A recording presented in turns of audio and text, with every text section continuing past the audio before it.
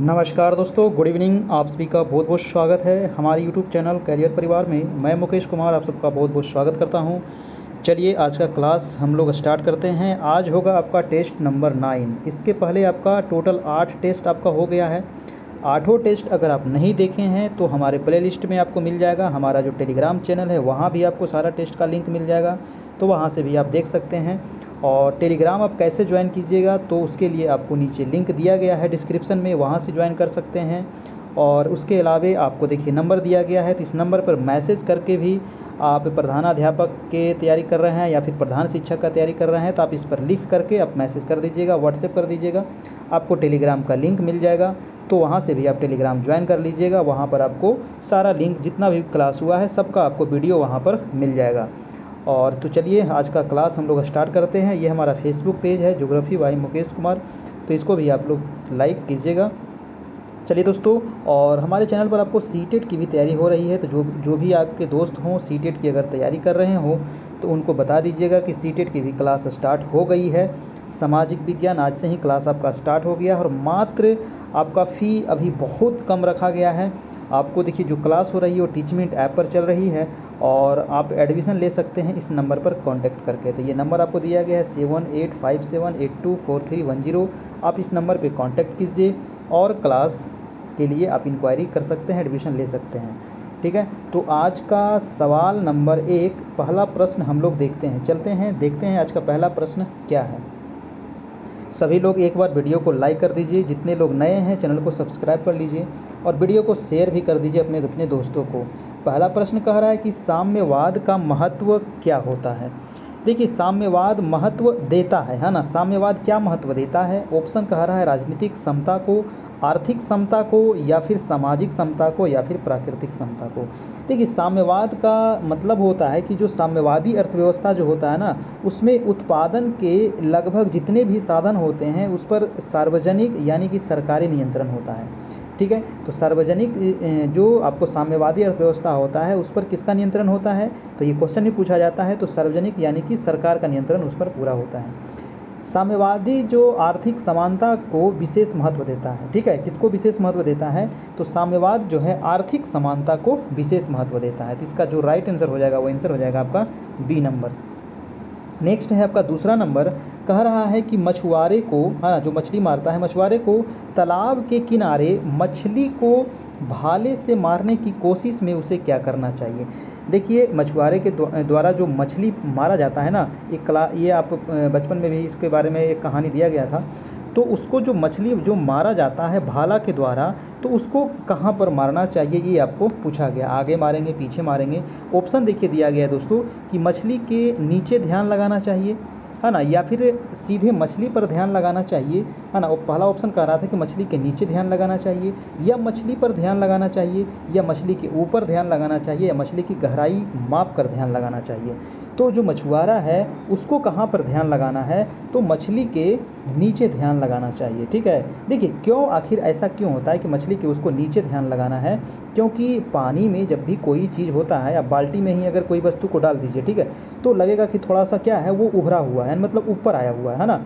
तो किस प्रकार से प्रतीत होता है? थोड़ा सा आभासी प्रतीत होता है। ये क्वेश्चन भी पूछा जाता है, ठीक है, कि जब किसी वस्तु को पानी में डाला जाता है तो वो किस प्रकार से प्रतीत होता है, तो आभासी प्रतीत होता है, यानी कि थोड़ी ऊपर दिखती है वो। ठीक है, और जबकि उसके क्या होता है, तो वो वस्तु नीचे है ना, लेकिन दिखता है ऊपर। तो इसीलिए हमको कहाँ पर ध्यान लगाना है? नीचे ध्यान लगाना है, तभी मछली में जा कर के वो भाला लगेगा आपका। तो आंसर हो जाएगा इसका आंसर नंबर ए। अगला है आपका 53 नंबर, कह रहा है कि निम्नलिखित में से किसका उपयोग ब्यूटी पार्लर में हेयर सेटिंग के लिए करते हैं। देखिए तो ब्यूटी पार्लर में जो हेयर सेटिंग किया जाता है ना, तो हेयर सेटिंग करने में किसका प्रयोग करते हैं? ऑप्शन है आपको सल्फर का, सिलिकॉन का, फास्फोरस का, या फिर क्लोरीन का। तो किसका प्रयोग करते हैं? तो आंसर हो जाएगा आपका सल्फर का प्रयोग किया जाता है ब्यूटी पार्लर में। ठीक है, आंसर नंबर हो जाएगा आपका ए। नेक्स्ट है आपका 54 नंबर, कह रहा है कि जब एक लोहे के कील में जंग लग जाती है, मान लीजिए लोहा का कील है, उसमें क्या लग गया? जंग लग गया। अब जंग लगने से क्या होता है, तो वो भारी हो जाता है। कह रहा है कि तो लौह ऑक्साइड का निर्माण होता है। लौह ऑक्साइड का निर्माण कैसे होगा? भार में कमी होने के साथ होगा, या भार में बिना किसी परिवर्तन से होगा, या रंग में बिना परिवर्तन के होगा, या भार में बढ़ोतरी के साथ होगा। तो इसमें क्या होता है कि भार में बढ़ोतरी हो जाता है। सिंपल क्वेश्चन भी पूछा जाता है कि जब लोहे में जंग लग जाती है तो लोहे का भार कम होगा, बढ़ेगा, घटेगा, बराबर रहेगा, तो उसका भार क्या होता है, बढ़ जाता है। आंसर क्या हो जाएगा आपका, आंसर नंबर डी हो जाएगा। अगला प्रश्न है कि ब्लू पैसिफिक क्या है। बताइए कि ब्लू पैसिफिक क्या है। एक कंप्यूटर है, या फिर मोबाइल हैंडसेट है, या फिर इंटरनेट विजन है, या फिर एक जलपोत है। तो ब्लू पैसिफिक दोस्तों, ब्लू पैसिफिक एक कंप्यूटर है, ठीक है, ये कुछ नहीं है, क्या है एक, तो ये कंप्यूटर है। आंसर हो जाएगा आपका आंसर नंबर ए। नेक्स्ट है आपका 56 नंबर। कह रहा है कि अगर प्रधानमंत्री ऊपरी सदन का सदस्य होगा तो क्या होगा। प्रधानमंत्री जो होते हैं वो कह रहा है कि ऊपरी सदन का अगर वो सदस्य हैं तो क्या होगा। ऑप्शन है कि लोकसभा में विश्वास मत के समय वह अपना मत नहीं दे पाएंगे। कह रहा है बी नंबर कि 6 महीना के अंदर लोकसभा की सदस्यता प्राप्त करनी होगी, या सी कह रहा है कि उसे 6 महीना के अंदर राज्यसभा की सदस्यता प्राप्त करनी होगी, और डी कह रहा है कि लोकसभा की बैठक में भाग नहीं ले सकेंगे। तो ऊपरी सदन का अगर वो सदस्य नहीं है तो इसका जो आंसर हो जाएगा वो हो जाएगा आपका ए नंबर, यानी कि लोकसभा में विश्वास मत के समय वह अपना मत नहीं दे पाएंगे। ठीक है, तो 56 का आंसर हो जाएगा आपका ए नंबर।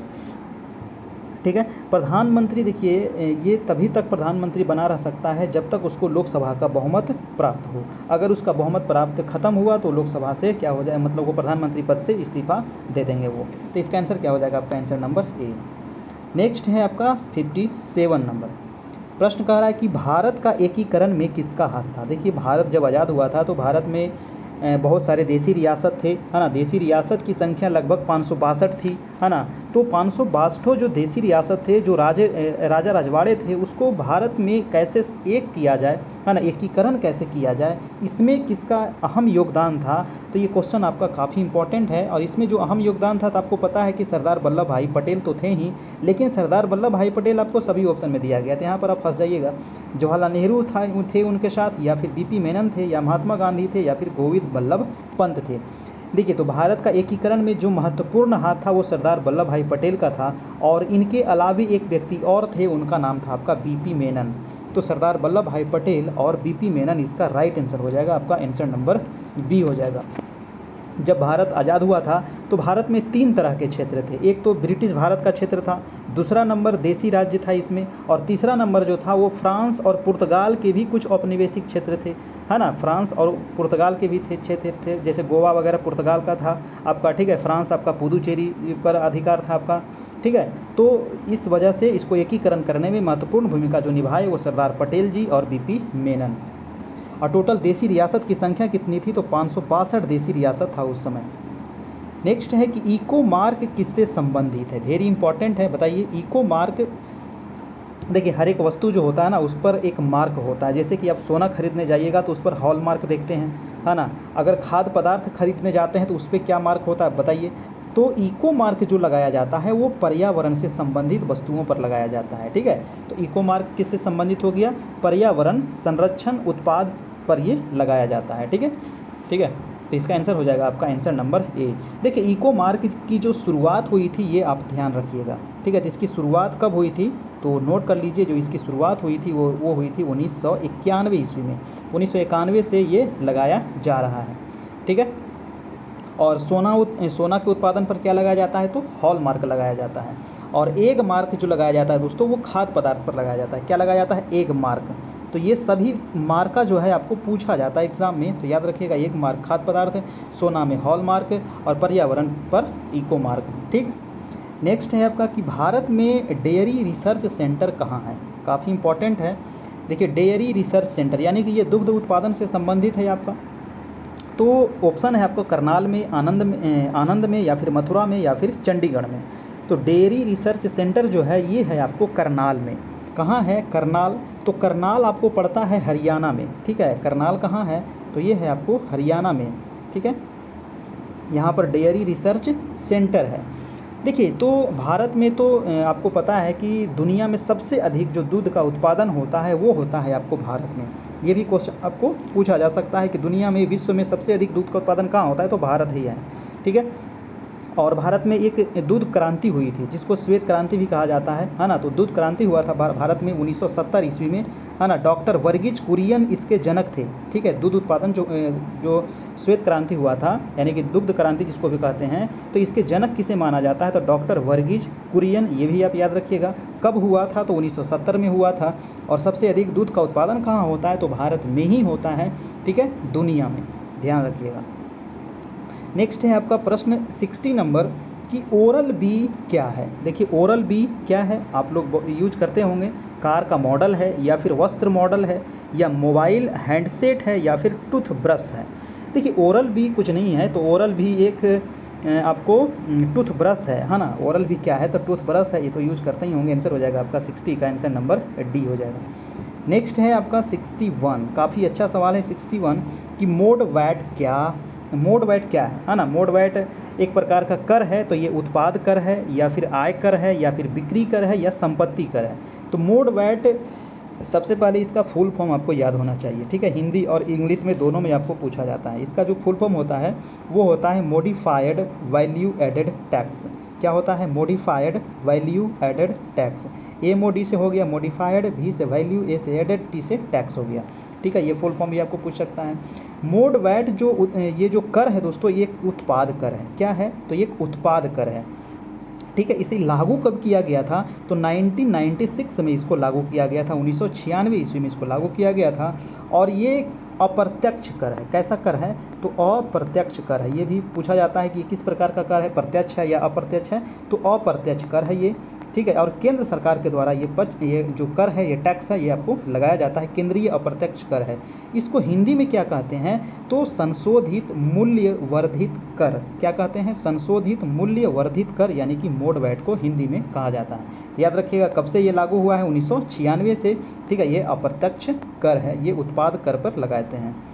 नेक्स्ट है आपका 62 नंबर, यानी कि सेब का कौन सा भाग खाने योग्य है। आप तो सेब खाते हैं, फल जो है सेब है, तो इसका खाने योग्य जो भाग है उसको क्या कहते हैं, तो ऑप्शन है आपका बीज पत्र, भ्रूण पोष व भ्रूण, सी है आपका मांसल पुष्पासन, या फिर रसदार रोम। 62 का क्या होगा बताइए। देखिए इसका जो खाने वाला भाग है ना, उसको कहते हैं मांसल पुष्पासन। ये आपका काफ़ी इंपॉर्टेंट है, पूछ सकता है आपको, क्या कहते हैं इसको, मांसल पुष्पासन। जितने भी प्रश्न हैं आपको काफ़ी संभावित प्रश्न हैं जो आपको एग्जाम में पूछे जा सकते हैं, ठीक है। चलिए, और बहुत सारे लोग कहते हैं, फ़ोन आता है कि सर अलग अलग कराइए। देखिए दोनों, जो प्रधान शिक्षक है और प्रधानाध्यापक है, दोनों का जो सिलेबस है ना 90% आपका सेम है। आप सिलेबस पे मैं वीडियो बनाया हूँ, सिलेबस वाला देख लीजिए, क्या बिल्कुल सेम है दोनों में। बस दो जो आपका पॉइंट है ना, दो जो पॉइंट है मतलब वही आपको प्रधानाध्यापक में ज़्यादा है, बाकी लगभग दोनों में सेम है, एकदम सेम है। चाहे वो बीएड डीएलएड वाला मामला हो या फिर आपको सामान्य अध्ययन वाला मामला हो। इसमें 75 मार्क्स का पूछा जाएगा प्रधान शिक्षक में, और प्रधानाध्यापक में 100 मार्क्स का पूछा जाएगा, ठीक है। लेकिन दोनों का जो सिलेबस है वो 90% आपका बिल्कुल सेम है। तो इसीलिए कंबाइंड किया जा रहा है। अभी कंबाइंड चल रहा है, और अभी तो 50 प्रश्न का श्रृंखला चल रहा है। धीरे धीरे करके हम इसको 75 पर ले जाएंगे, और फिर धीरे धीरे करके इसको 100 पर ले जाएंगे, और एक बार इसको 150 पर भी ले जाएंगे। तो अभी ये धीरे शुरुआत है, तो 75 पे चल रहा है, फिर ये 50 पे चल रहा है, फिर 75 ले जाएंगे, फिर 100 पर आएंगे, फिर 150 पर आएंगे।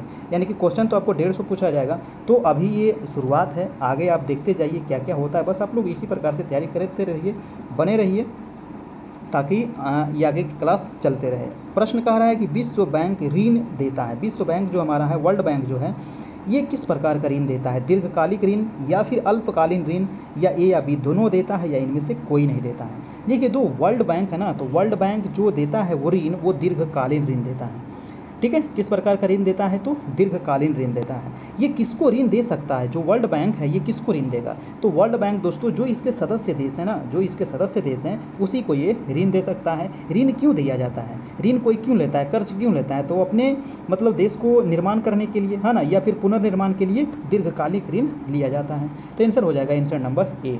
एक क्वेश्चन पूछा जाता है कि जो ये वर्ल्ड बैंक है इसकी स्थापना कब हुई थी। काफ़ी इंपॉर्टेंट प्रश्न है, तो इसकी स्थापना आप याद रखना है, ठीक है। इसकी स्थापना हुई थी आपका 1944 में, यानी कि 1944 ईस्वी में इसकी स्थापना होती है। इसका हेड क्वार्टर कहाँ है, ठीक है। जो विश्व बैंक है इसका हेड क्वार्टर कहाँ है, तो वाशिंगटन डीसी, वाशिंगटन डीसी में इसका हेडक्वार्टर है, जो अमेरिका की राजधानी है आपको वाशिंगटन डीसी, वहीं इसकी क्या है तो मुख्यालय। ये दोनों चीज़ आप ध्यान रखना है, पूछा जाता है। अगला प्रश्न है आपका 64।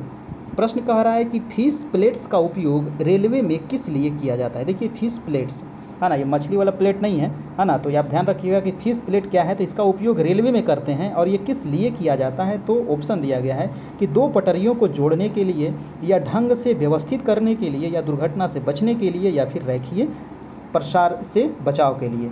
तो ये किस लिए यूज करते हैं दोस्तों फिश प्लेट्स का, तो इसका जो आंसर हो जाएगा 64 का वो हो जाएगा दो पटरियों को जोड़ने के लिए इसका उपयोग करते हैं। ये क्वेश्चन जो है बहुत बार पूछा गया सवाल है आपका, 64 का हो जाएगा आंसर नंबर ए।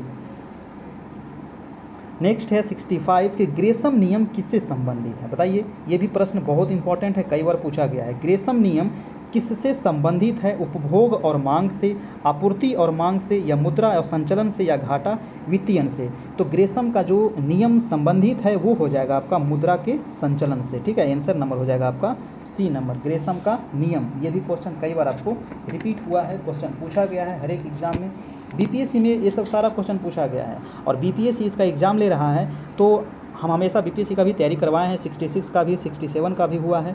ठीक है, तो हमें थोड़ा सा पता है, तो इस प्रकार से आप तैयारी करने में आपको काफ़ी सहूलियत होगा। आंसर हो जाएगा इसका सी नंबर, कि किस प्रकार से आपको प्रश्न पूछेगा बीपीएससी। नेक्स्ट है आपका 66 नंबर, निर्देशों का संकलन एक निश्चित व्यवस्था के अंतर्गत कहलाता है। देखिए, निर्देशों का संकलन एक निश्चित व्यवस्था के अंतर्गत क्या कहलाता है। ये देखिए थोड़ा कंप्यूटर का प्रश्न है। ऑप्शन है प्रोग्रामिंग कहते हैं, या फिर प्रोसेसिंग कहते हैं, या फिर दोनों कहा जाता है, या फिर ऑपरेटिंग कहा जाता है। तो इसको कहते हैं दोस्तों 66 का हो जाएगा आपका आंसर नंबर प्रोग्रामिंग। क्या कहते हैं, प्रोग्रामिंग। आंसर नंबर हो जाएगा ए। नेक्स्ट चलिए आपका 67। और देखिए जितने लोग देख रहे हैं तो प्लीज़ आप वीडियो को लाइक कर दीजिए। जो लोग अभी तक सब्सक्राइब नहीं किए हैं, वेट कर रहे हैं, इंतजार कर रहे हैं, किस चीज़ का इंतजार कर रहे हैं, सब्सक्राइब कर लीजिए, है ना, ताकि 9 बजे से डेली आपको लाइव क्लास मिल सके। ठीक है, क्योंकि डेली 9 बजे से आप तैयार रहिएगा, है ना। रात में इसलिए क्लास रखा गया है क्योंकि जितने भी इसमें हैं तो सभी लोग टीचर हैं, है ना, और टीचर होने की वजह से उनको टाइम नहीं मिल पाता है दिन में, और लेकिन रात में आपके पास तो समय है ना, वो भी 9 बजे से। तो खाना पीना खा करके आप रेडी रहिएगा। ठीक है, तो इसका आंसर क्या हो जाएगा। अच्छा, प्रश्न तो पढ़े ही नहीं तो आंसर कहाँ से निकलेगा। 67 बताइए कि जब प्रयोजक यानी कि यूजर और सीपीयू यानी कि सेंट्रल प्रोसेसिंग यूनिट के साथ सीधे रूप से संपर्क करता है तो उसे क्या कहते हैं। कह रहा है कि प्रयोजक को सीपीयू को सीधे रूप में संपर्क करेंगे तो उसे क्या कहा जाता है।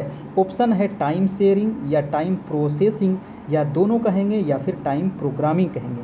तो इसको कहा जाता है आपका आंसर नंबर टाइम शेयरिंग। ठीक है, टाइम शेयरिंग कहा जाता है। नेक्स्ट है आपका हम्पी किस नदी के किनारे अवस्थित है। बहुत अच्छा प्रश्न है, और ये प्रश्न आपको छप भी सकता है एग्जाम में। तो हम्पी जो है ये किस नदी के किनारे है दोस्तों, और हम्पी से संबंधित आपको बहुत सारा चीज़ अभी बताने वाले हैं। तो इसका जो आंसर हो जाएगा, ऑप्शन है नर्मदा, रावी, तुंगभद्रा और ताप्ती। तो हम्पी है आपका तुंगभद्रा नदी के किनारे। देखिए तुंगभद्रा नदी ये आपको किसकी सहायक नदी है। देखिए तुंगभद्रा जो नदी है, यहाँ से देखिए कृष्णा नदी जो बहती है, कृष्णा की सहायक नदी है तुंगभद्रा नदी। तुंगभद्रा निकलती है आपको कर्नाटक से और जाकर के मिल जाती है कृष्णा में। तो कृष्णा नदी कहाँ से निकलती है, ये भी क्वेश्चन आपको पूछा जा सकता है। तो कृष्णा नदी निकलती है आपको महाराष्ट्र के महाबलेश्वर से। ठीक है, महाबलेश्वर से निकलती है आपको कृष्णा नदी, ये भी क्वेश्चन आप याद रखिएगा। और कृष्णा की सहायक नदी है तुंगभद्रा, और तुंगभद्रा के ही किनारे है आपको हम्पी का शहर। और देखिए हम्पी किस लिए फेमस है, ये क्वेश्चन कई बार पूछा गया है। तो हम्पी जो फेमस है ये आपको विजयनगर की, आपको विजयनगर जो राजधानी था विजयनगर का, उससे संबंधित है आपको हम्पी। ठीक है, और विजयनगर की स्थापना भी पूछा जाता है दोस्तों कि विजयनगर की राजधानी कहाँ था, तो वो हम्पी था। और विजयनगर जो आपको जो साम्राज्य था वो दक्षिण भारत का था। इसकी जो स्थापना की गई थी विजयनगर जो, उसकी 1336 ईस्वी में विजयनगर की स्थापना हुई थी। किसने किया था विजयनगर की स्थापना, तो हरिहर। ठीक है, हरिहर और बुक्का, हरिहर और बुक्का, है ना, दो भाई था हरिहर और बुक्का, यही दोनों मिल करके विजयनगर साम्राज्य की स्थापना की थी। ठीक है, तो इसका आंसर क्या हो जाएगा आपका तुंगभद्रा नदी। ठीक है, नेक्स्ट है आपका 69 नंबर। कह रहा है कि निम्नलिखित में से कौन भारत के निर्विरोध राष्ट्रपति चुने गए हैं। देखिए निर्विरोध, तो निर्विरोध चुने जाने वाले एकमात्र जो राष्ट्रपति हैं वो ऑप्शन देखिए, ऑप्शन कह रहा है कि राजेंद्र प्रसाद, डॉक्टर एस राधाकृष्णन, जाकिर हुसैन या नीलम संजीवा रेड्डी। तो इसका जो आंसर हो जाएगा वो हो जाएगा नीलम संजीवा रेड्डी। 69 का हो जाएगा आपका आंसर नंबर डी। ठीक है, एकमात्र जो राष्ट्रपति नीलम संजीवा रेड्डी हैं ये निर्विरोध चुने गए हैं। ठीक है, और नीलम संजीवा जो रेड्डी हैं दोस्तों एकमात्र ऐसे राष्ट्रपति हुए जो पूर्व में एक बार राष्ट्रपति के चुनाव में पराजित भी हुए थे। अभी तक कोई भी ऐसे राष्ट्रपति जो पराजित नहीं हुए हैं, एकमात्र यही राष्ट्रपति थे नीलम संजीवा रेड्डी। अब तक का सबसे कम उम्र के भी राष्ट्रपति ये रह चुके हैं। तो ये भी पूछ सकता है कि सबसे कम उम्र के, तो ये कम उम्र के भी राष्ट्रपति रहे हैं नीलम संजीवा रेड्डी। आंसर हो जाएगा डी नंबर। नेक्स्ट है आपका 70 नंबर की अनुवंशिकी। अनुवंशिकी मतलब क्या हुआ, जेनेटिक्स। ये किससे संबंधित है? ऑप्शन है कोशिका से या उत्तक से या फिर वंशानुगति से या फिर आंतरिक संरचना से। देखिए अनुवंशिकी जो आपका संबंधित है ये आपको वंशानुगत से संबंधित है ना। किससे संबंधित है? वंशानुगत से, यानी कि आंसर हो जाएगा आपका 70 का सी नंबर। नेक्स्ट है कि काजीरंगा राष्ट्रीय उद्यान किस राज्य में है? ये भी आपको पता होगा, वेरी इंपॉर्टेंट सवाल है। काजीरंगा, काजीरंगा जो राष्ट्रीय उद्यान है वो किस राज्य में है? ऑप्शन है उत्तराखंड, मध्य प्रदेश, सिक्किम या फिर असम। तो काजीरंगा है आपका कहाँ? तो वो है आपको असम में। ठीक है, आंसर हो जाएगा आपका आंसर नंबर डी। काजीरंगा हो गया असम में। ठीक है, और उत्तराखंड में कौन सा है बताइए? तो उत्तराखंड में जो है दोस्तों वो हो जाएगा आपका जिम कॉर्बेट। बहुत बार पूछा गया है। जिम कॉर्बेट जो नेशनल पार्क है ये कहाँ है? तो ये उत्तराखंड में है आपका। सिक्किम में कौन सा है? तो सिक्किम में है आपको कंचनजंगा। देखिए कंचनजंगा एक पहाड़ भी है ना, जो हिमालय का भाग है, और भारत में हिमालय की सबसे ऊंची चोटी जो है वो कंचनजंगा ही है, और कंचनजंगा राष्ट्रीय उद्यान भी है, वो कहाँ है? तो सिक्किम में है। ठीक है, और कंचनजंगा जो हिमालय का जो सबसे ऊंचा चोटी है वो भी कहाँ है? तो वो भी आपको सिक्किम में ही है। मध्य प्रदेश में कौन सा राष्ट्रीय उद्यान है? तो बताइए। मध्य प्रदेश में हो जाएगा आपका कान्हा। ठीक है, मध्य प्रदेश में है आपको कान्हा राष्ट्रीय उद्यान। ये बात याद रखिएगा। सबसे अधिक राष्ट्रीय उद्यान कहाँ है? तो वो हो जाएगा आपका मध्य प्रदेश में ही है। नेक्स्ट है आपका 72 नंबर। प्रश्न है कि भाखड़ा नांगल परियोजना किस नदी पर स्थित है? वेरी इंपॉर्टेंट प्रश्न है, छपने वाला सवाल है। भाखड़ा नांगल परियोजना, देखिए ये जो है ना भाखड़ा और नांगल ये दो परियोजना है, इसको सम्मिलित रूप से बोला जाता है भाखड़ा नांगल परियोजना। और ये किस नदी पर है? तो वो है आपका सतलज नदी। ठीक है, सतलज नदी पर है ये आपको भाखड़ा नांगल परियोजना। ठीक है, तो आंसर क्या हो जाएगा? आंसर नंबर ए हो जाएगा। और ये कहाँ है? तो ये हिमाचल प्रदेश में है। ठीक है, हिमाचल प्रदेश और पंजाब जो सम्मिलित रूप से है, लेकिन मेन रूप से ये हिमाचल में ही आता है। आपका आंसर हो जाएगा आपका 72 का ए नंबर। ठीक है, इसकी शुरुआत कब हुई थी? अगर क्वेश्चन पूछ लिया जाए कि भाखड़ा नांगल जो परियोजना है ये बनने मतलब ये शुरुआत कब हुआ था बनने के लिए? तो 1948 में ये बनना शुरुआत हुआ, और इसको बनने में लग गया था दोस्तों 20 साल, 20 वर्ष इसको लग गया बनने में, और ये बन करके तैयार हुआ था आपका 1968 ईस्वी में। ठीक है, 1968 में ये बन करके तैयार हुआ था। नेक्स्ट है आपका 73 नंबर। कह रहा है कि पीलिया रोग में मानव शरीर का कौन सा अंग प्रभावित होता है? अगर पीलिया हो जाए आपको तो आपका शरीर का कौन सा अंग प्रभावित होगा? हृदय होगा या फिर अग्नाशय होगा या बड़ी आंत होगा या फिर यकृत होगा? तो पीलिया होने की वजह से क्या होता है? शरीर पीला पड़ जाता है ना, इसको पीलिया भी कहते हैं। तो आंसर क्या हो जाएगा? 73 का आंसर नंबर यकृत। इससे प्रभावित जो होता है वो यकृत प्रभावित होता है आपका। नेक्स्ट है आपका कि पृथ्वी के तल से पलायन वेग का मान कितना होता है? वेरी वेरी इंपॉर्टेंट सवाल है। पलायन वेग का मान पूछा गया है दोस्तों। ऑप्शन दिया गया है आपको 9.8 किलोमीटर प्रति सेकेंड, 10.4 किलोमीटर प्रति सेकेंड, या 11.2 किलोमीटर प्रति सेकेंड, या 11.6 किलोमीटर प्रति सेकेंड। तो 74 का क्या हो जाएगा आपका आंसर नंबर सी, यानी कि 11.2 किलोमीटर प्रति सेकेंड जो पलायन का वेग होता है। ठीक है, तो ये याद रखना है, सी नंबर ये पूछा जा सकता है। नेक्स्ट है आपका 75 नंबर कि सतीश धवन अंतरिक्ष केंद्र कहाँ स्थित है? वेरी वेरी इंपॉर्टेंट सवाल, छपने वाला सवाल है कि सतीश धवन अंतरिक्ष केंद्र, और इससे संबंधित आपको बहुत सारा चीज़ अभी बताने वाले हैं। ये कहाँ है? तो कहाँ है ये ऑप्शन दिया गया? श्रीहरिकोटा आंध्र प्रदेश, हैदराबाद आंध्र प्रदेश, महेंद्रगिरी तमिलनाडु, हासन कर्नाटक। तो श्री सतीश धवन जो अंतरिक्ष केंद्र है ये हो जाएगा आपका श्रीहरिकोटा आंध्र प्रदेश में है आपका।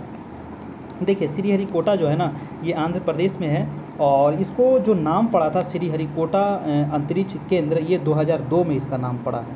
ठीक है, याद रखिएगा। ये नाम कब दिया गया? 2002 में दिया गया था। इसका नाम क्यों दिया गया था? क्योंकि जो इसरो के पूर्व प्रबंधक जो थे, जो वैज्ञानिक थे, उनका नाम था सतीश धवन। ठीक है, तो उन्हीं के नाम पर ये सतीश धवन अंतरिक्ष केंद्र नाम पड़ गया था आपका। ठीक है, उनके सम्मान में ये नाम दिया गया था और 2002 ईस्वी में ये नाम दिया गया था आपका। कहाँ है ये भी पूछ लिया जाता है, तो आंध्र प्रदेश में है, ये ध्यान रखना है। नेक्स्ट है आपका कि चांदीपुर एकीकृत परीक्षण केंद्र किस राज्य में है। देखिए चांदीपुर परीक्षण केंद्र मतलब कि यहाँ पर हमेशा परिक्षेपण किया जाता है, यहाँ से परीक्षण किया जाता है। तो ये कहाँ है, ऑप्शन है कर्नाटक, उड़ीसा, तमिलनाडु या फिर आंध्र प्रदेश। देखिए तो चांदीपुर एकीकृत जो प्रशिक्षण केंद्र है ये आपको उड़ीसा में है। ठीक है, परीक्षण केंद्र कहाँ है, तो उड़ीसा राज्य में है। और उड़ीसा कहाँ पर है, अगर मानचित्र में देखिए तो उड़ीसा जो है आंध्र प्रदेश के जस्ट ऊपर आपको दिखेगा। ठीक है, इसके नीचे है आपको आंध्र प्रदेश के नीचे तमिलनाडु। ठीक है, तो जस्ट आंध्र प्रदेश के ऊपर है उड़ीसा, और उड़ीसा के ये तट पर है ना, ये आपको बंगाल की खाड़ी है, तो ये तट पर है आपको उड़ीसा में चांदीपुर एकीकृत परीक्षण केंद्र। अब देखिए एक चीज़ और आप यहाँ से पूछा जाता है चांदीपुर के बारे में कि ये किस द्वीप पर स्थित है ना, ये किस द्वीप पर स्थित है, तो ये व्हीलर द्वीप पर स्थित है ना। किस द्वीप पर है, तो व्हीलर द्वीप पर स्थित है चांदीपुर एकीकृत परीक्षण केंद्र। देखिए इसका नाम बदल दिया गया है वर्तमान समय में। चांदीपुर जो एकीकृत परीक्षण केंद्र है इसका नाम बदल करके क्या किया गया है, ये क्वेश्चन बहुत बार पूछा गया है। तो इसका नाम बदल के कर दिया गया है APJ अब्दुल कलाम। APJ अब्दुल कलाम के नाम पर इसका नाम पड़ गया है, नया नाम इसका चेंज हो गया है। तो ये ध्यान रखना, APJ अब्दुल कलाम इसका नाम हो गया है। ये भी क्वेश्चन कई बार पूछा गया है। नेक्स्ट प्रश्न है आपका 77 नंबर, कह रहा है कि प्रथम वित्त आयोग का गठन किस वर्ष हुआ था। आयोग यहाँ पर हो जाएगा, प्रथम वित्त आयोग का गठन कब हुआ था। ऑप्शन है 47 में, 50 में, 51 में या फिर 57 में। तो प्रथम वित्त आयोग का जो गठन हुआ था दोस्तों वो हो जाएगा आपका 1951 ईस्वी में। ठीक है, आंसर नंबर हो जाएगा आपका 77 का C नंबर। ठीक है, देखिए वित्त आयोग अगर पूछ लिया जाए कि वित्त आयोग अनुच्छेद कितने में है ना, कई बार पूछा गया है कि वित्त आयोग कितने अनुच्छेद में है, तो बताइए। वित्त आयोग जो है अनुच्छेद नंबर 280 में है। ठीक है, वित्त आयोग कितने अनुच्छेद में है, 280 में है। ठीक है, प्रथम वित्त आयोग का गठन कब हुआ, तो 1951 में हुआ था। प्रथम वित्त आयोग के अध्यक्ष कौन थे, ये काफ़ी इंपॉर्टेंट सवाल है। तो प्रथम वित्त आयोग जो 1951 में गठन हुआ था इसके अध्यक्ष कौन थे, तो ये क्वेश्चन कई बार आया है। KC नियोगी, क्या नाम था इनका, KC नियोगी। KC नियोगी इनका पूरा नाम था। ठीक है, तो याद रखना है KC नियोगी। देखिए वित्त आयोग का कार्यकाल कितना दिन का होता है, तो 5 वर्षों का इसका कार्यकाल होता है। नेक्स्ट प्रश्न चलते हैं, पानीपत का प्रथम युद्ध। तो आपको पता है कि पानीपत का जो प्रथम युद्ध हुआ था वो किसके किसके बीच हुआ था और ये कब हुआ था, तो बताइए सभी लोग कमेंट करके। पानीपत का जो प्रथम युद्ध हुआ, पानीपत में 3 युद्ध हुआ था, पानीपत का प्रथम, द्वितीय और तृतीय। तो प्रथम जो हुआ था ये 1526 को हुआ था, द्वितीय हुआ था 1556 में हुआ था, तृतीय हुआ था आपका 1761 में हुआ था। ठीक है, तो ये तीनों युद्ध को याद रखना है कब कब हुआ था। प्रथम जो हुआ था 1526 में, किसके बीच हुआ था, तो बाबर और इब्राहिम लोदी के बीच हुआ था। ठीक है, यही तो क्वेश्चन आपको पूछा गया है किसके बीच हुआ है, तो बाबर और इब्राहिम लोदी के बीच हुआ था प्रथम युद्ध। प्रथम युद्ध में दोस्तों कौन जीता था, तो प्रथम युद्ध में बाबर जीता था, इब्राहिम लोदी हार गया था। ठीक है, और बाबर जीतने के बाद इन्होंने मुगल वंश की नींव डाली थी 1526 ईस्वी में। ठीक है, तो आंसर हो जाएगा इसका आंसर नंबर A। ठीक, देखिए ये क्वेश्चन यहाँ से पूछा जाता है कि जो बाबर ये युद्ध जीता था पानीपत का प्रथम युद्ध, ये किस नीति था, इसका जो युद्ध नीति था उस युद्ध नीति को कहा जाता है तुलगमा, है ना। तुलगमा युद्ध नीति के वजह से इन्होंने ये युद्ध को जीत गया था। किस युद्ध नीति से, तो तुलगमा युद्ध नीति, याद रखिएगा।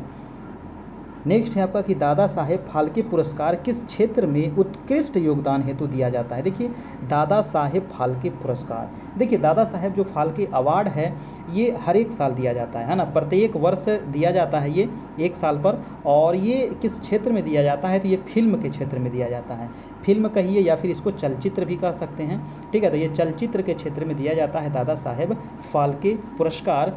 एक क्वेश्चन पूछते हैं कि दादा साहेब फाल्के पुरस्कार कब से दिया जा रहा है, तो कब से अगर पूछ लिया जाए तो 1969 में, 1969 ईस्वी से ये पुरस्कार आपको दिया जा रहा है। और किस क्षेत्र में दिया जा रहा है, तो फिल्म यानी कि चलचित्र के क्षेत्र में दिया जाता है। ये जो पुरस्कार है ये क्यों दिया जाता है, तो दादा साहेब फाल्के पुरस्कार आजीवन योगदान के लिए दिया जाता है। मतलब कि अपने जीवन भर में उन्होंने जो महत्वपूर्ण योगदान फिल्म के क्षेत्र में दिया है उसके लिए ये पुरस्कार आपको दिया जाता है। ठीक है, नेक्स्ट है आपका अगला प्रश्न 80 नंबर, कह रहा है कि पत्तियों के हरे रंग का कारण निम्नलिखित में से किसका उपस्थिति है। अब देखिए जो पत्ता होता है वो कैसा होता है, हरा होता है, तो हरा रंग का कारण क्या है। ऑप्शन है आपका क्रोमोफोर या फिर कैरोटीन या फिर क्लोरोफिल या फिर लाइकोपीन। तो पत्तियों का हरा रंग होने का कारण है दोस्तों वो हो जाएगा आपका क्लोरोफिल के वजह से कैसा होता है, तो ये हरा रंग होता है। आंसर हो जाएगा आपका आंसर नंबर सी। नेक्स्ट है आपका कि शक संवत की शुरुआत किस शासक के द्वारा की गई थी। वेरी इंपॉर्टेंट सवाल है, बताइए। शक संवत, भारत में जो अभी पंचांग अपनाया गया है वो है शक संवत पर ही आधारित है। शक संवत की जो शुरुआत हुई थी वो हुई थी 78 ईस्वी में हुई थी शक संवत की शुरुआत।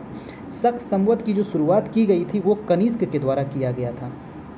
किसके द्वारा किया गया था, कनिष्क के द्वारा किया गया था। भारत में शक संवत की शुरुआत कब से हुई है, तो याद रखना है 1957 से इसको मान्यता दिया गया है आपको भारत में।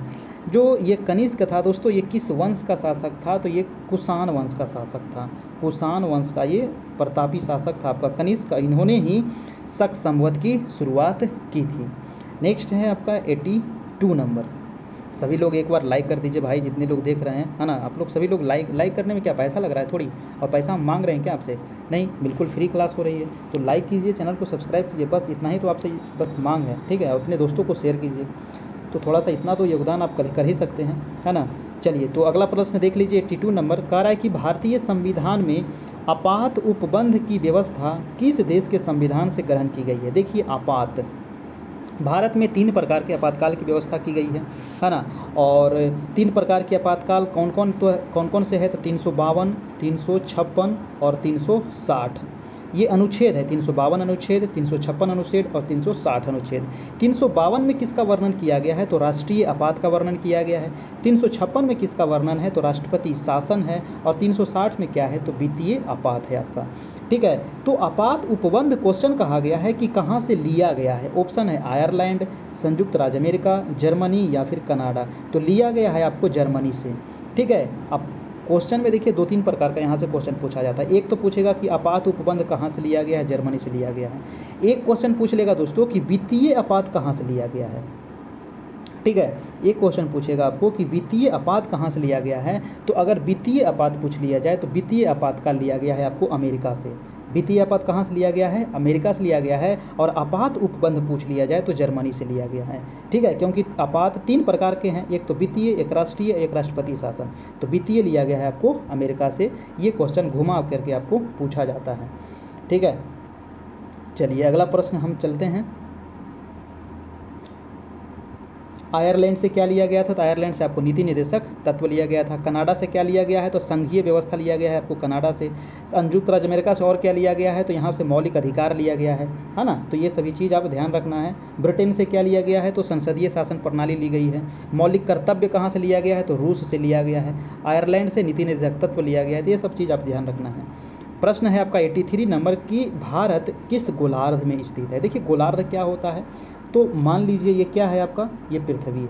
1 मिनट इसको थोड़ा सा और बड़ा बनाते हैं। मान लीजिए क्या है, ये पृथ्वी है।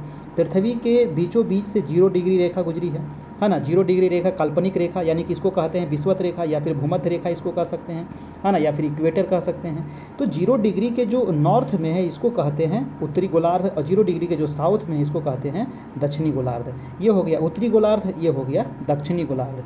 तो भारत किस गोलार्ध में है, भारत जो है वो उत्तरी गोलार्ध में है। क्यों, क्योंकि भारत का जो देशांतरीय और अक्षांशीय विस्तार है वो आपको अगर पता है तो आप इसको बना सकते हैं। क्योंकि भारत का जो अक्षांशीय विस्तार है दोस्तों वो 8 डिग्री 4 मिनट से 37 डिग्री 6 मिनट आपको ये अक्षांशीय विस्तार है। तो 8 डिग्री कहाँ होगा, 0 के ऊपर ही होगा ना। तो 0 के ऊपर जो भी देश है तो वो किस में आएगा, उत्तरी गोलार्ध में आएगा। तो इसका आंसर क्या हो जाएगा आपका, आंसर नंबर ए, यानी कि भारत किस गोलार्ध में है, तो उत्तरी गोलार्ध में है, ठीक है, क्योंकि 0 के ऊपर है। और भारत का अक्षांशीय विस्तार भी याद रखना है, 8 डिग्री 4 मिनट से 8 डिग्री 4 मिनट से 37 डिग्री 6 मिनट उत्तरी अक्षांश, ठीक है। ये हो गया उत्तरी अक्षांश। और देशांतरीय विस्तार कितना है, तो 68 डिग्री 7 मिनट से 97 डिग्री 25 मिनट पूर्वी देशांतर।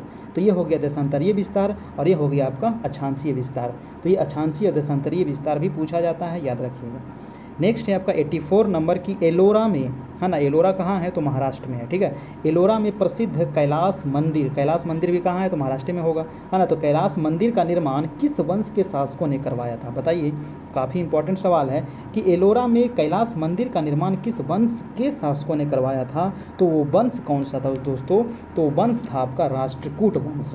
वो वंश कौन सा था तो वो राष्ट्रकूट वंश था। और शासक कौन था, अगर पूछ लिया जाए कि किस वंश था तो राष्ट्रकूट, और राष्ट्रकूट वंश के किस शासक ने करवाया था तो याद रखिएगा कृष्ण प्रथम, ठीक है।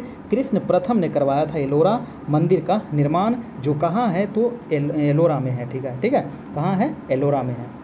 और ये किस शैली में बना हुआ मंदिर है, अगर शैली पूछ लिया जाए तो द्रविड़ शैली में बना हुआ यह मंदिर है। शैली भी पूछा जाता है तो किस शैली में बना है तो द्रविड़ शैली में बना है।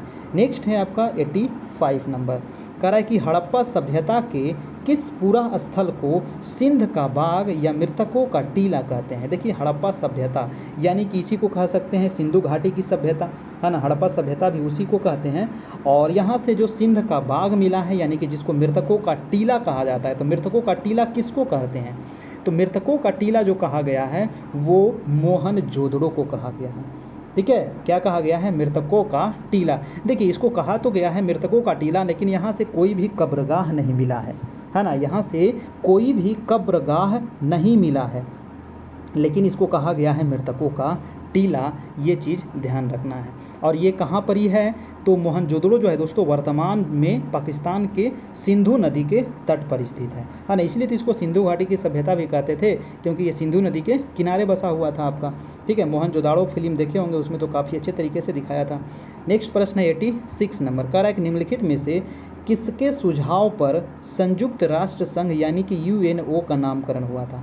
देखिए यूएनओ यानी कि यूनाइटेड नेशन ऑर्गेनाइजेशन, यूएनओ की स्थापना कब हुई थी, अगर पूछा जाए यूएनओ की स्थापना तो 24 अक्टूबर 1945 को हुआ था यूएनओ की स्थापना। यूएनओ दिवस कब मनाते हैं तो 24 अक्टूबर को यूएनओ दिवस मनाया जाता है। यूएनओ का नाम जो कह रहा है कि नामकरण जो हुआ था किसके सुझाव पर हुआ था, तो सुझाव हुआ था, ऑप्शन है आपका Franklin Roosevelt, Harry Trueman, Winston Churchill या फिर जवाहरलाल नेहरू। तो वो थे दोस्तों फ्रैंकलिन रूजवेल्ट। फ्रैंकलिन रूजवेल्ट कौन थे तो ये अमेरिका के राष्ट्रपति थे, ठीक है। यूएसए के कौन थे तो यूएसए के ये राष्ट्रपति थे आपके, ठीक है। यूएसए के ये राष्ट्रपति थे और इनके ही मतलब कि सुझाव पर यूएनओ नाम दिया गया था आपका, ठीक है। स्थापना कब हुआ था याद रखिएगा 24 अक्टूबर 1945 को। नेक्स्ट है आपका 87 नंबर, सभी लोग लाइक कर दीजिए। कह रहा है कि वर्ल्ड लाइफ फंड यानी कि WWF के प्रतीक चिन्ह के रूप में किस पशु का इस्तेमाल किया जाता है, वो पशु कौन सा है जो WWF का प्रतीक चिन्ह है। ऑप्शन है आपका अमेरिकन हिरन, पांडा, पेंगुइन और बाघ। तो इसका जो प्रतीक चिन्ह है वो है दोस्तों आपका पांडा, ठीक है। पांडा जो आपको बर्फीले क्षेत्र में आपको पाया जाता है। आंसर नंबर हो जाएगा आपका 87 का बी नंबर, ठीक है। देखिए WWF का स्थापना कब हुआ था तो ये हुआ था 1961 ईस्वी में, ठीक है। स्थापना भी पूछ सकता है तो 1961 में इसका स्थापना हुआ था। इसका मुख्यालय कहाँ है तो स्विट्जरलैंड में है, ठीक है। मुख्यालय कहाँ है तो स्विट्जरलैंड में है। नेक्स्ट है आपका ये आपका मैथ है, मैथ को हम यहाँ पर छोड़ते हैं और आगे चलते हैं, ठीक है। 2 4 यहाँ 5 यहाँ मैथ भी पूछा जाएगा आपको। नेक्स्ट प्रश्न है आपका 93 नंबर, ठीक है। 93 है कि हर्षवर्धन के समय में बिहार राज्य में कौन सा विश्वविद्यालय प्रसिद्ध था। किसके समय में कह रहा है तो हर्षवर्धन के समय में। देखिए हर्षवर्धन का जो कार्यकाल था वो 606 ईस्वी से लेकर के 647 ईस्वी तक इसका कार्यकाल था, ठीक है। तो कार्यकाल भी ध्यान रखिएगा। और इसके समय में जो बिहार राज्य में जो प्रमुख विश्वविद्यालय था वो था आपका नालंदा विश्वविद्यालय, ठीक है। नालंदा विश्वविद्यालय, क्योंकि नालंदा विश्वविद्यालय की जो स्थापना हुई थी वो किसके द्वारा किया गया था तो कुमार गुप्त के द्वारा किया गया था, ठीक है। कुमार गुप्त के द्वारा नालंदा विश्वविद्यालय की स्थापना किया गया था, पूछा जाता है। और देखिए नालंदा विश्वविद्यालय को किसने जला दिया था, बताइए कितना खत्म आदमी था वो, और वो खत्म आदमी कौन था तो बख्तियार खिलजी था, ठीक है। बख्तियार खिलजी ही था जिन्होंने नालंदा विश्वविद्यालय को आग के हवाले कर दिया। और बहुत दिनों तक 2-4-6 महीना तक ये नालंदा विश्वविद्यालय में इतनी पुस्तकें थी कि वो जलते रह गया था। और ये कब जलाया गया था इसको तो 1198-99 में इसको जलाया गया था आपको, ठीक है। किसके द्वारा तो बख्तियार खिलजी के द्वारा, ठीक है। नेक्स्ट है आपका 94 नंबर, कह रहा है कि चीनी यात्री वेन सांग ने किस विश्वविद्यालय में अध्ययन किया था। देखिए चीन का जो यात्री था कौन था, वेन सांग था। और वेन सांग आया था आपको भारत किस लिए, तो अध्ययन करने के लिए आया था, बौद्ध धर्म का अध्ययन करने के लिए आया था। और ये किसके शासन काल में आया था, ये क्वेश्चन आपको कई बार पूछा गया है। तो ये हर्षवर्धन के शासन काल में आया था। ठीक है, किसके शासनकाल में, हर्षवर्धन के शासनकाल में ये भारत आया था। और इन्होंने किसका अध्ययन किया था दोस्तों, तो नालंदा विश्वविद्यालय में जाकर के इन्होंने अध्ययन किया था। मतलब कि ये यहाँ अध्ययन भी किया था और ये शिक्षक के रूप में भी योगदान दिया था वेन सांग यहाँ पर। वेन सांग देखिए भारत आया कब था, तो 629-30 में ये आया था। ठीक है, और यहाँ से गया कब, तो 642-43 में यहाँ से ये गया था आपका। इतना दिन ये भारत में अध्ययन भी किया और यहाँ पर शिक्षक के रूप में भी योगदान दिया था। किसके शासनकाल में आया था, तो हर्षवर्धन के शासनकाल में ये आया था। नेक्स्ट है आपका 95 नंबर। 95 प्रश्न कह रहा है कि महात्मा गांधी किसके बुलावे पर चंपारण गए थे। बताइए, जो चंपारण में जो तिनकठिया पद्धति के खिलाफ जो आंदोलन हुआ था, है ना, यानी कि 20 कट्ठा में 3 कट्ठा पर क्या करवाया जा रहा था वहाँ पर, तो नील की खेती करवाया जा रहा था अंग्रेजों के द्वारा। और नील की खेती करने से क्या होता है कि खेत जो होता है बंजर हो जाता है। तो इसके विरोध में गांधी जी कहाँ गए थे, चंपारण गए थे। तो चंपारण इसको कौन ले गया था, मतलब कि आमंत्रण किए थे। तो देखिए 1916 ईस्वी में लखनऊ अधिवेशन हुआ था। ठीक है, 1916 में हुआ था आपका लखनऊ अधिवेशन। और उस लखनऊ अधिवेशन में महात्मा गांधी आए हुए थे लखनऊ में, और वहीं पर पहुँचे हुए थे राजकुमार शुक्ल। ठीक है, कौन पहुँचे थे, राजकुमार शुक्ल वहीं पहुँचे थे। और उन्होंने ही, राजकुमार शुक्ल ने ही गांधी जी को तिनकठिया पद्धति के बारे में बताए। और फिर गांधी जी 1917 ईस्वी में आपको चंपारण आए थे। तो इसका आंसर क्या हो जाएगा आपका 19 नंबर। ठीक है, यानी कि राजकुमार शुक्ल के ही मतलब कि आमंत्रण किए थे। और ये जो आंदोलन हुआ था, ये चंपारण आंदोलन ये सफल हुआ था। तो रविन्द्रनाथ टैगोर ने इन्हें महात्मा की उपाधि दिए थे, है ना, यानी कि महात्मा गांधी फिर कहा जाने लगा था। नेक्स्ट प्रश्न है आपका 96 नंबर कि तिनकठिया प्रथा सर्वाधिक प्रचलित थी। देखिए तिनकठिया प्रथा कहाँ प्रचलित थी, तो अभी क्वेश्चन आप देख लीजिए कहाँ थी, तो ये चंपारण में मुख्य रूप से था आपका, है ना। तो आंसर क्या हो जाएगा आपका, आंसर नंबर ए था आपका। और यहाँ पर 3 कट्ठा यानी कि 20 कट्ठा का 1 बीघा होता था। तो 3 कट्ठा में क्या किया जाता था, तो नील की खेती करवाया जाता था। ठीक है, तो इसके वजह से जो खेत होता था वो बंजर हो जाता था और इसका काफ़ी विरोध किया जा रहा था। तो इसका आंसर हो जाएगा आपका आंसर नंबर ए, यानी कि चंपारण में ये प्रचलित थी। नेक्स्ट है दोस्तों आपका 97 नंबर। सभी लोग एक बार लाइक कर दीजिए, जो लोग चैनल पर नए हैं चैनल को जरूर से जरूर सब्सक्राइब कर ले। आपसे हमें कुछ नहीं चाहिए, बस आप लोग इसी प्रकार से बने रहिए, देखते रहिए, अपने दोस्तों को शेयर करते रहिए, ताकि उनको भी फ़ायदा हो, आपको भी फ़ायदा हो और थोड़ा सा हमें भी फ़ायदा हो। नेक्स्ट है कि भारत की कुल सिंचाई संभाव्यता का कितना प्रतिशत बिहार में है। देखिए भारत में जो कुल सिंचित जो क्षेत्र है ना, उसका कितना प्रतिशत बिहार में है, ये क्वेश्चन पूछा गया है। तो इसका आंसर क्या होगा, तो बिहार में है दोस्तों मात्र 7.37% क्षेत्र ही आपको बिहार में है। टोटल भारत का बिहार में इतना प्रतिशत क्षेत्र क्या है, तो सिंचित है। ठीक है, क्या है, सिंचाई से संबंधित है। ठीक है, सिंचित क्षेत्र है। तो आंसर हो जाएगा आपका बी नंबर 97 का। नेक्स्ट है आपका 99 नंबर। प्रश्न है कि निम्नलिखित में से किसका सहसंबंध रक्तचाप से है। किसका सहसंबंध कह रहा है, रक्तचाप से है। ऑप्शन है आपका यकृत, वृषण, याग्नाशय या फिर अधिवृक्क। तो इसका 98 का हो जाएगा आपका आंसर नंबर, अधिवृक्क से संबंधित है रक्तचाप। नेक्स्ट है आपका 99 नंबर। 99 है कि स्तनपायी जीवों की त्वचा में पाई जाने वाली निम्नलिखित में से कौन सी संरचना शरीर को गर्म रखने में प्रत्यक्ष रूप से मदद करती है। यानी कि जो स्तनपायी जो जीव हैं उसके त्वचा में कौन सी चीज़ ऐसा पाई जाती है जिसके उसके शरीर को क्या करती है, तो प्रत्यक्ष रूप से गर्म रखने में मदद करती है। ऑप्शन है वर्णकित कोशिकाएं या स्वेद ग्रंथियां या फिर लसिका वाहिनियां या फिर रुधिर कोशिकाएं। तो आंसर हो जाएगा आपका लसिका वाहिनियां के वजह से ये शरीर को प्रत्यक्ष रूप से गर्म रखने में मदद करती है। ठीक है, आंसर हो जाएगा सी नंबर। और आज का लास्ट सवाल देखते हैं कि बिहार के किस विद्वान को मैथिल कोकिल कहा जाता है। छपने वाला सवाल है आपका, है ना, क्योंकि ये बिहार से संबंधित है। और मैथिल कोकिल किस कवि को कहा जाता है ना, किस विद्वान को कहा जाता है? ऑप्शन है फणीश्वर नाथ रेणु, भिखारी ठाकुर, विद्यापति, मंडन मिश्र। क्या होगा? तो 100 का हो जाएगा दोस्तों, 100 का हो जाएगा आपका विद्यापति को कहा जाता है मैथिल कोकिल।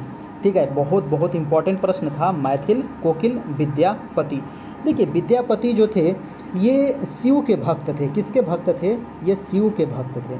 लेकिन इन्होंने बहुत सारे गीत लिखे थे, जैसे कि प्रेम गीत इन्होंने लिखा, श्रृंगार गीत भी इन्होंने लिखा, है ना, और भक्ति वैष्णव गीत भी इन्होंने लिखा था। लेकिन ये किसके शिष्य थे, मतलब कि भक्त थे? तो वो शिव के भक्त थे आपके। ठीक है, और इस जो विद्यापति थे इनको मैथिली के सर्वोपरि कवि के रूप में भी जाना जाता है। ठीक है, अगर क्वेश्चन पूछा जाए कि मैथिली के सर्वोपरि कवि कौन हैं, तो वो हो जाएगा आपका विद्यापति, और मैथिल कोकिल विद्यापति। ठीक है, चलिए तो ये रहा आज का 100 प्रश्न। आपको कैसा लगा आप लोग ज़रूर बताइएगा। वीडियो को ज़रूर से ज़रूर लाइक कीजिएगा दोस्तों जाते जाते, और चैनल पर नए हैं तो चैनल को ज़रूर से ज़रूर सब्सक्राइब कर लीजिएगा। ये इसका आंसर दे दिया गया है। और आप लोग देखिए, जो लोग हैं तो आप लोग तो खैर बेरोज़गार नहीं हैं, तो आप लोग सहयोग आपसे एक मांगा जा रहा है, तो आप लोग प्लीज़ सहयोग करें। और जो लोग सहयोग किए हैं तो उनको अलग से व्हाट्सएप ग्रुप में जोड़ा गया है, उनको PDF भी प्रोवाइड किया जा रहा है, उनको नोट्स भी प्रोवाइड किया जाएगा। ठीक है, ये भी दिया जा रहा है। और जो लोग ये पेमेंट करेंगे वो अपना स्क्रीनशॉट ज़रूर से ज़रूर भेज देंगे। और किस पे आपको सहयोग करना है, तो ये नंबर आपको दिया गया है, फ़ोनपे या गूगल पे, तो सबको यूज करते हैं। हाँ, तो आप लोग जो भी, इसमें कोई लिमिट नहीं है, बाउंडेशन नहीं है कि आपको 1000 रुपया ही पे करना है या 500 ही पे करना है। जो भी आपकी इच्छा हो आप सहयोग कर सकते हैं। ठीक है, चलिए तो ये, और उनके लिए अलग से एक व्हाट्सएप ग्रुप भी बनाया गया है, तो उनको अलग से ग्रुप में जोड़ा जाता है। ठीक है, और ये रहा सीटेट से संबंधित। तो सीटेट का आपको जो क्लास है, जो सोशल साइंस का, उसका मात्र अभी 301 रुपया फ़ी है। तो जो लोग एडमिशन लेना चाहते हैं तो 15 तारीख तक 301 है, उसके बाद फिर आपका 501 रुपया हो जाएगा। ठीक है, तो वो लोग भी इस नंबर पे कांटेक्ट करके एडमिशन ले सकते हैं। और ज़रूर बताइएगा कि ये जो क्लास आपका चल रहा है ना, जो प्रधान शिक्षक का, प्रधानाध्यापक का, ये कैसा लग रहा है। ठीक है, बहुत सारे लोग कह रहे हैं कि सर अलग अलग करवाइए। देखिए, अलग अलग करवाने से कोई फ़ायदा नहीं है। आप देखिए ना, दोनों का सिलेबस 90% सेम है। मैं बाद में अलग कर दूंगा, अभी थोड़ा सा आप मैनेज कीजिए। अभी तो 50 प्रश्न का ये सेट चल रहा है, बाद में इसको हम 75 पर ले जाएंगे, फिर धीरे धीरे करके 100 पर ले जाएंगे, फिर धीरे धीरे करके इसको 150 तक ले जाएंगे। ठीक है, तो आप लोग बस इसी प्रकार से बने रहिए और पूरी तैयारी हो जाएगी, आपको कहीं भी भटकने की, जाने की ज़रूरत नहीं है। ठीक है, तो इस प्रकार से तैयारी आपकी हो रही है। और हिंदी की भी आपका क्लास हो रहा है, संस्कृत का भी हो रहा है सीटेट के लिए। ठीक है, और उसका पेडागोजी भी आपको यहाँ पर पढ़ाया जाएगा मात्र 400 में। अभी 15 तारीख तक ये आपका ऑफ़र है, तो जो लोग लेना चाहते हैं ले लीजिएगा। और आज टेस्ट नंबर 9 आपका कंप्लीट हो गया। इसके पहले जितना भी टेस्ट हुआ है 8, ठीक है, तो 8 टेस्ट का लिंक जो है वो हमारे टेलीग्राम चैनल पर दे दिया गया है। सारा वीडियो आपका वहाँ पर पड़ा हुआ है। हमारे प्ले लिस्ट में भी आपको सारा वीडियो मिल जाएगा, तो प्ले लिस्ट में जा कर के आप देख सकते हैं। ठीक है, प्ले लिस्ट में भी आपको अलग अलग आपको प्ले लिस्ट बनाया हुआ है, प्रधान शिक्षक का अलग है, प्रधानाध्यापक का अलग है, तो वहाँ से भी आप आराम से सभी वीडियो को देखिए, आराम से बारी बारी से। और डेली जो क्लास हो रही है आपको रात में 9 बजे से लाइव क्लास हो रही है। और इस नंबर पर मैसेज भी कीजिएगा आपको प्रधान शिक्षक या प्रधानाध्यापक लिख करके, तो आपको टेलीग्राम का लिंक मिल जाएगा, जहाँ से आप ज्वाइन कर लीजिएगा। और आप लोग सहयोग कीजिएगा तो आपको व्हाट्सएप ग्रुप में भी जोड़ा जाएगा, वहाँ पर आपको PDF भी दिया जाएगा जो भी टेस्ट होता है, और अदर भी PDF आपको करेंट अफेयर वगैरह सभी आपको वहाँ पर मिलते रहेगा। ठीक है, जो भी क्लास होगा उसका भी वीडियो आपको मिल जाएगा, PDF भी मिल जाएगा। तो जो लोग सहयोग करेंगे वो उसके लिए अलग से यहाँ पर व्यवस्था किया गया है। तो आप लोग ज़रूर से ज़रूर कुछ ना कुछ सहयोग करें। और आप लोग तो बेरोज़गार हैं ही नहीं, है ना, तो आप लोग तो इतना दिन से टीचर हैं, 8 साल 10 साल 12 साल 15 साल से, तो आप लोग को करने में तो कोई हर्ज नहीं होना चाहिए। ठीक है दोस्तों, तो फिर हम कल मिलेंगे इसी समय इसी चैनल पर। तब तक के लिए good night, goodbye and take care.